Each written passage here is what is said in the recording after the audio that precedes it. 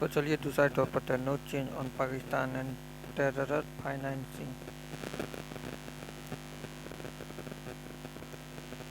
The FATF must ensure that the investigation of Pakistan come to an effective conclusion soon.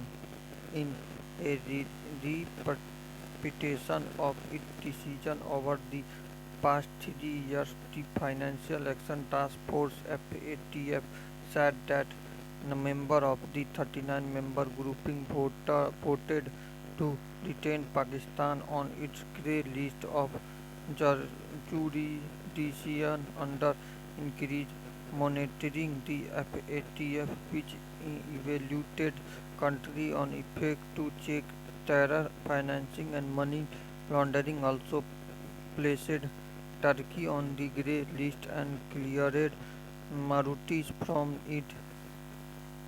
The FATF found the Pakistan has cleared 30 of a total of 34 tasks assigned in 2 batches and would face another review in February 2022. In particular, the FATF President Marcus Player said that Pakistan had failed to resolve the single task that remained from the first batch of demonstrating the effective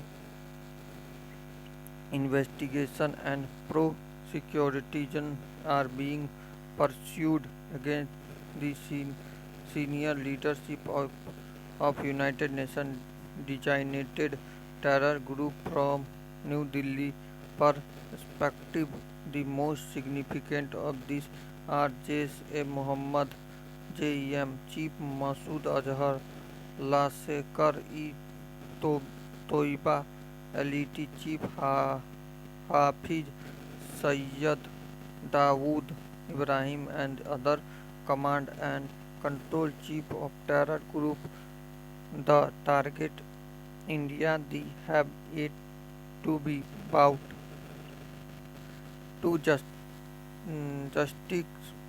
for the 26/11 Mumbai attack in 2008, the IC 814 hijacking in 1919, and several major attacks and bombing in Jammu and Kashmir. It is indeed disappointed that the increased monitoring by the FATF of Pakistan from 2008, 9, 12, 15 and 18, 21 has failed to ensure that while some of these leaders have been tried and convicted for terror financing charges in Pakistan court, none of them has been effectively prosecuted for violence in India. This much delay outcomes speak as much to Pakistan's lack of credibility on terror as to the FATF own lack of effectiveness.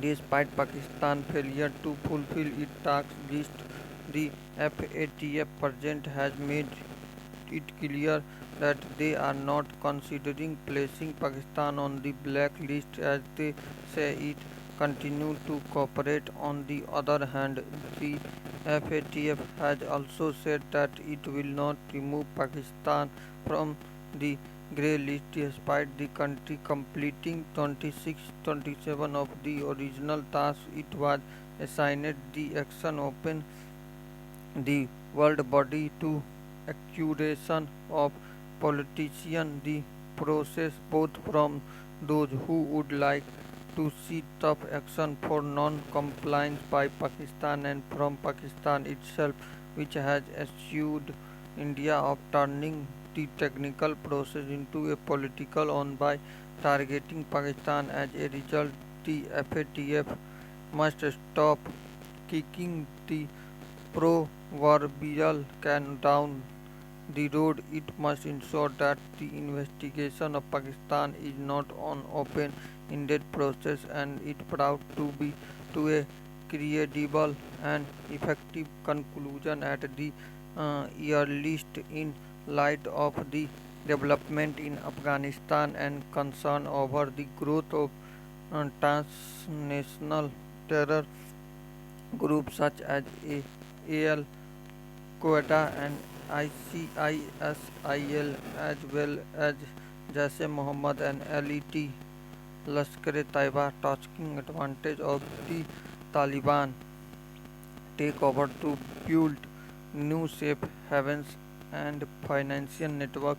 It is particularly important that the FATF keep its commitment from 2001 when it added terror financial to its mandate to prevent all terror groups from assigning this funding network.